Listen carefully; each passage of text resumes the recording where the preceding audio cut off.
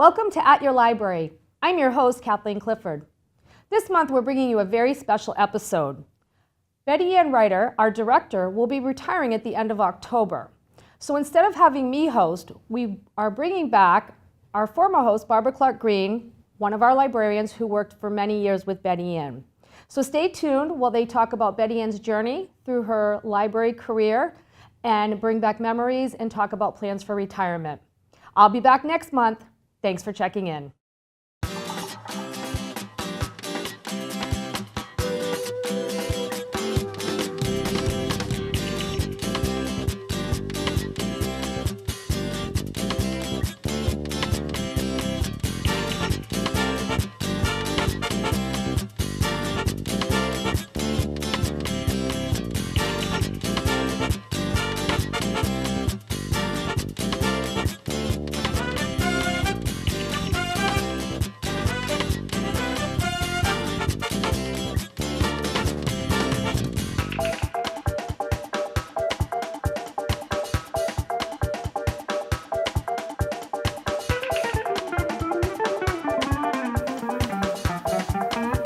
Welcome to At Your Library, Groton Public Library's talk show.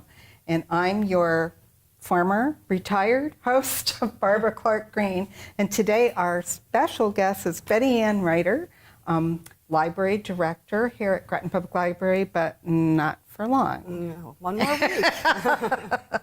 So how long have you been the director here anyway? Well, that is kind of the shortest part of my career. I've been the director for about 10 years, but I have worked at the library for 37 years.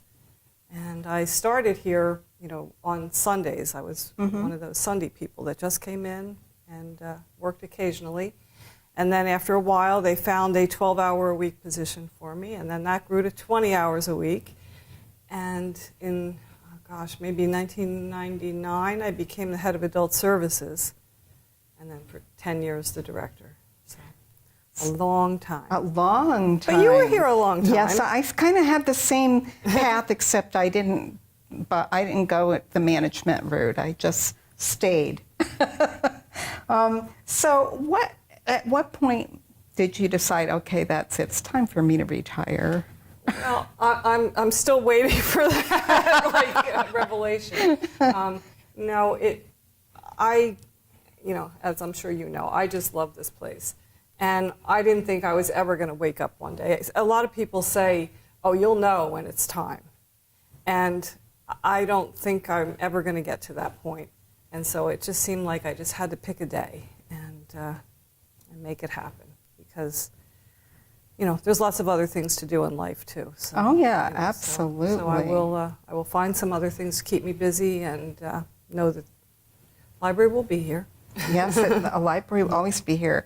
Librarians retire, but they never leave. So how did you get interested in being a librarian in the first place? Well, after I finished college, which was not to be a librarian, I got a job at a library. And I guess it was there that I realized that, and I should back up and say that when I was like in elementary school, junior high, and so on, I always worked in the school library, which was always fun, because you stamped the books in and out, and that was fun. And but to me, that was sort of my vision of what a library was. You sat at a desk and you did that. You checked books in and out. And so it wasn't until I actually started working in a library that I realized how much more there was to it and how much I might like being part of that. So I went to library school and got my master's, and that was it. And they didn't tell you in library school, or they didn't tell me all the things that really happen when you work at a library. Of course not. Of course not. No, I did not know that I would be, the person who had to. Well, they don't talk too much about unruly patrons. No. And the disappointment when somebody sits on one of your chairs and breaks it, and then you have to figure out how you're going to possibly afford to buy a new chair. Right. Yeah, none of that all kind of stuff. All those little details. Yeah, you don't really hear about that. So since you started working in libraries like I did when you were like a kid in school, I'm sure you can tell us how much libraries have changed in the last several decades. They've changed immensely. They have. When I started working here, which was not my first library job, but near the beginning, and you'll probably remember this too, we had one Apple IIe computer that was coin operated, and I think it was 50 cents for 15 minutes. And we thought we were pretty cutting edge. That was pretty cool. And now the library has over 100 computers, and when the computers go down, it's almost as if you can't work because everything is so dependent on computers. When I was in library school, I took one half-credit course in computers, and the computer that we worked with was as big as this room, and we had punch cards that we had to whatever you call that, and that was our introduction to computers, which was totally useless for anything that we do now. But it's incredible. But that has been a huge change, and even how people use the library has changed. I look back and think about a librarian who worked here when I first started working here, and she was so strict. I mean, you could. Yeah. It was quiet in here, and she made sure it was quiet in here. And now, we're more of a community center than a place. I mean, people come to get their books, they come to get their movies and their music and all of those good things, but it's also a place for people to meet and, learn about other things through library programs, or for young mothers to meet and meet another mother so that they, are not stuck home alone with their children. So, yeah, it has become much more of a social place. Yeah, I agree. However, I have here a little relic from our past. I recognize that. I think we should call it the gray box, Yeah. although it looks more like black to me now. And it had all the questions that people asked over and over again because we didn't have computers to Google it or whatever. And it had all kinds of interesting little items in it. And yeah, I mean, literally, in those days, we could spend hours trying to find the answer to a question. I mean, we would get some pretty complicated questions, and the staff could spend hours working on a question. And when we did that, and it was something that wasn't, so specific to a person, that it maybe had a little broader application, we would write a card. And so that the next time we got the question, you just had to go to the gray box, and there it was. Yes. And Barbara and I were actually laughing when we sat down and we saw this here, because we hadn't seen this in years. But one of our favorite questions that people used to call about, and it was usually like a bar bet, they would be asking all the words in the English language that ended in GRY. Right here. So if you want to know, we can tell you. We can tell you. We don't need to use Google. No, we don't need to use Google at all. And so that's just an example of how much things have changed. I mean, honest to God, it's so different now. So having worked here that long and been through all those phases, what did you like most about working at this library? Well, I think my first love is really working at the reference desk. I find that to be just so, it's so different every day. Yeah. You never know who's going to come up. It can be a child, it can be an adult, a senior, you never know. And it can be a silly question like, all the words in the English language that end in GRY. Or you could be helping somebody who is writing a eulogy and they want to have some, some ideas for how that should be done. Or they have a very serious medical problem that they're looking for some, they've just been to the doctor and they heard it, but they didn't really absorb it and they need some help. So, it was always gratifying and fun because sometimes, the research you did was for something that was, just totally a fun project, that somebody needed a recipe for something.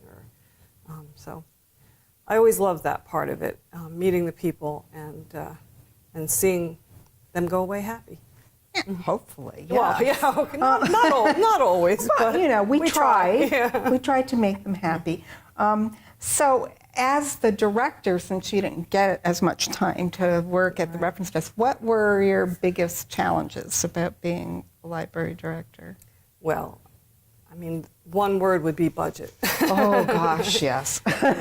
You know, that's always the annual challenge is trying to make sure that people understand that libraries are still important. You know, there's often this feeling that I could order everything I need off of Amazon.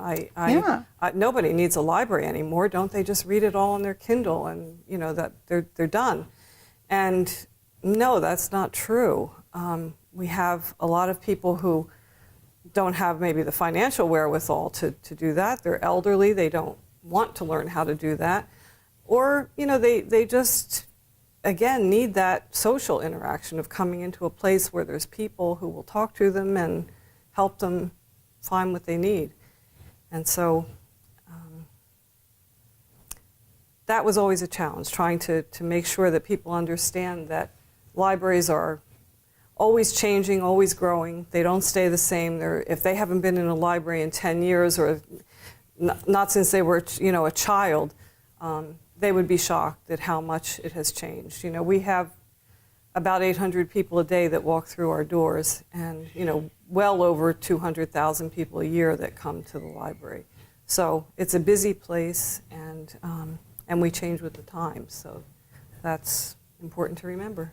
Well, that's how you stay relevant, right? Yes. Right. So in the future, do you have any idea of what you think some of the challenges that the library will be facing besides the budget? I was going to say, can I say budget again? No. The other thing that is obviously a change for us, and, you know, it's not brand new, but it's new and growing, is ebooks, you know, e-magazines, downloadable video, and all of those things. And of course, they grow in popularity every year, but we still want to make sure that we're providing services for the people who don't have that ability or don't want to have that ability to do things on their laptop, their tablet. And we also have to start thinking, and I'll say budget again, but we have to start reallocating our budget, because we don't see more money, but we have to come to a point where we decide, you know, now's the time to cut back on the book budget or the budget to buy DVDs, because we're going to start spending more money on the downloadable you know, materials. So that's an issue. Yeah, there's a lot of issues, I think. You might not miss it as much as you think. Yeah, it is coming up to budget season, I'll point out. So, So while you've been, well, maybe your whole career here, not necessarily just as library director, what do you feel are your biggest accomplishments, things that you feel that? Well, I think you probably know the thing that I'm closest to that I love is One Book, One Region. It's a community reading project that we started 16 years ago now, and where we choose a book for everybody in the community to read, and then we bring the author here in the fall. And 3 years ago, we made a connection with Connecticut College, so that now all their first-year students read the book as well. Oh. And so I just love that whole program. It's been a great way to encourage people to read a book. And we usually pick a book that has some sort of I'll call it a socially relevant theme. You know, the criminal justice system, bullying, you know, just something that we can, Right. immigration, whatever the topic might be, so that we can do programming at the library about the topic. So that has been fun, and we've gotten to meet some wonderful authors over the years, and, you know, I really like that. I'm also proud to be leaving while the building is in really pretty nice shape. About 10 years ago, we got a grant to do the teen area, which has proved to be very popular. We have a great group of teens that come in and use that space. And then in the past couple of years, we also worked with the state library grant to redo the computer lab, the computer area, and a beautiful new local history room to house Jim Streeter's collection. So that the building looks really nice. And right now, and this is one of the reasons why I'm sort of not wanting to leave, is that we're right in the middle of planning to renovate the children's room. Oh, wow. And so we got a very generous donation from a local person to help us do that. And it's been a lot of fun to pick out the the new furniture and colors and, you know, design what it's going to look like. But I'm not going to be here to actually do it, so that's disappointing. But I'll get to see it when I come back. Yeah, you've done a lot. Okay, we're going to take a little break now, and then we'll be back to talk some more to Betty Anne Reiter.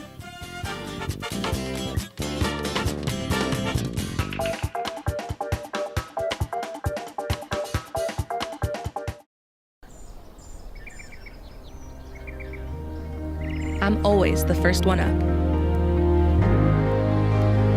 I'm always up for a challenge. I'll overcome any obstacle. I don't believe in limits. I refuse to be average.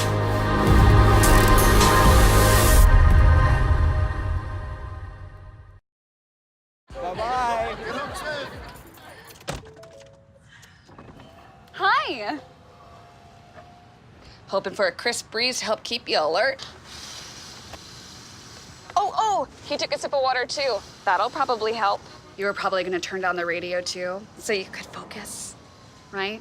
Probably okay isn't okay. Right. If you see a warning sign, stop and call a cab, a car, or a friend. I think the water line is what really drove it home. I blew on him. Americans are the most generous people on the planet. Helping others is ingrained in our spirit. It's who we are. When there's pain in the world, Americans respond. Our impact reaches far and wide.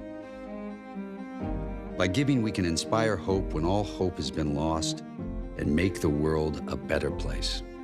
Support the Global Emergency Response Coalition by going to globalemergencyresponse.org today.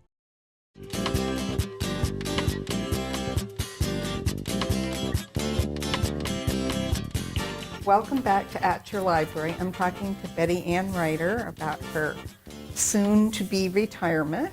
And that brings up my favorite question to ask everybody who's here. What is your most memorable moment or question that you had while working on the reference desks? No, it's been a few years since I've been at the reference desk, but the one that stands out in my mind, and there should be a million of them that I just can't remember, but is the time somebody brought in a box about that size, and they carried it in, and you know, I didn't know what they were doing, and brought it up to the reference desk. And then as they got closer, I realized there were holes poked in it. And they took the top off, and there was a little critter inside. And they wanted help identifying what it was. They had caught it in their yard, and they wanted to know what they had. And what was it? It was a star-nosed mole. Oh. So we went and, you know, got the books, and we did a little search, and we kept peeking in at them, and we figured it out. Well, I can. How about you? I can top that wildlife question with one of my own. But it was, thank God, it was only over the phone. Somebody called and they found a snake in a shipment of something at their business. And they were describing it to me over the phone, wanting me to identify it. They were afraid it was possibly a venomous snake. Oh my gosh. And, you know, I did what I could, but I didn't have, You couldn't thank see it, goodness yeah. I didn't have the snake in front of me, but I couldn't see it. So I couldn't really say for sure what it was. Well, were you here the day that there was a snake in the middle of the library? Probably. Yeah, and the old head of reference, Lynn Wardwell, was terrified of snakes. I mean, she wouldn't come in the building. It was just a little garter snake or something. But yeah, we just came in one morning. It was just sitting in the middle of the building. Oh, interesting. I guess I don't need a lot of space to get in here. I remember lots of critters getting in here. Oh, we've had dogs. Especially dogs. Yeah, they love to come in those and then they automatic just doors. race around, and you have to scoot them out again.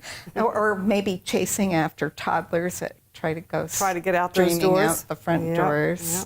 right into the parking lot. Not a fun idea. No. And I'm not that fast anymore. So. Well, I'm sure there's lots of other questions we've had that were challenging. Yes, I'm sure there were, and I am kind of I remember one from, this is when I worked at a library in New Jersey, that I spent days trying to research because I worked in Trenton, New Jersey, which is very close to where Washington crossed the Delaware, during the Revolution. And somebody wanted to know if he brought his white horse with him. Okay. And how would you find that out? Well, yeah. I don't even remember the answer. I just remember spending days poring through books and, all sorts of research materials trying to find it out. But people come up with questions. They do. They come up with some great ones. And it's fun to, be challenged. It is fun, yeah. And if you find the answer, then it's really cool. And it used to be fun in those days when, you really knew your reference sources and knew where to look, where now, you just sit and type it into the computer. And try to find something that sounds reasonable. Yeah.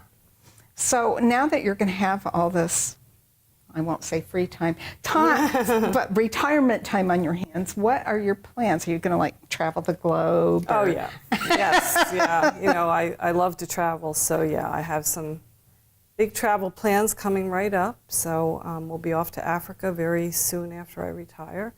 And very soon after that, we'll be traveling to help out with some grandchildren. So it'll be nice to have free time to do that. But yeah, I love to travel, and this will give me more time to do that. So yeah, there's never enough time to do everything. So what's on your bucket list for travel? It's a good question. I mean, I've been to England so many times, probably, we're probably getting into 25, 30 times, but love going to England because we will rent a house and just live in an area, and, I love going to the market and just, being like a local person, and really enjoy that. Someone just sent me a link to a house in Italy, which sounds nice. I mean, I've been to Italy, but that would be nice. New Zealand is attractive. I've been to India, but I would love to go back to India. I found that fascinating, and there are parts of it that really look quite beautiful, and I'd like to explore those. Well, but I'll go anywhere, pretty much. You'll go anywhere? I'll go anywhere that has a nice place to stay and good food. I'm not I should quantify. I am not a camper. I am not a camper either. So no, you won't find me on the. You won't find me in the campgrounds. My idea of camping is staying in a chain motel. There you go. So I'm definitely not going to be doing that. No. So after you retire, everybody thinks you're going to have all this time to read. And so what's the first book you're going to read? Oh my gosh, what a question. I'll go back. I like that question better than what's your favorite book, because I cannot answer that book. No, I don't have a favorite. I can't answer that. There's a book that I have on my iPad that I've had since before it was published, and I haven't had time to read it, but I always love Doris Kearns Goodwin, and I have her new book, Leadership in Turbulent Times, where she looks at leadership qualities in the two Roosevelt presidents, Lyndon Johnson and Abraham Lincoln. And I heard her speak at ALA this summer, and she's a great speaker and a great writer. I mean, I know I've loved No Ordinary Time and Wait Till Next Year, and this sounds fascinating. And so now I'll have time to read something a little more serious. So. Oh, see, I like to spend my time reading things that aren't serious. Well, I do too. I like to read the fun stuff, but this will give me time to read something that's a little more in depth. So, and any plans to join a book club or?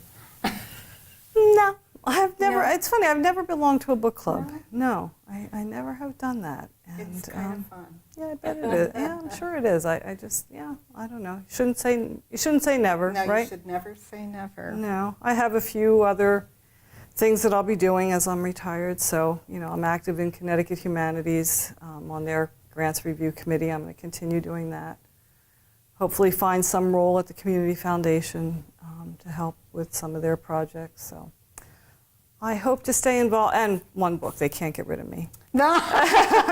So I have to read for that. Yes. Yeah. So you're always scouting out. Yeah, I'm new always looking at books possibilities for that. So So keep me out of trouble. Oh, I think you'll have plenty to do. Like everybody tells you, and it's oh so true, once you're retired, you think to yourself, how did I ever have time to work? That's what they say. Because, I don't know, the time just passes more quickly when you can do what you want with it. Right. So, well, I hope so. Well, I hope so too. I'm going to say that Groton has been very lucky to have you here all these years, and they should appreciate it. And I want, on behalf of the staff and the town and everybody, I'd like to thank you for all the years you've given to the Groton Public Library. Well, thank you, and I think we're leaving it in good hands, and we have a great staff, as you know. So absolutely. The library will continue to be a great place for people to come and explore. All right, well, sadly, we're going to say goodbye to Betty Ann now. Thank you for watching At Your Library, and join us next time.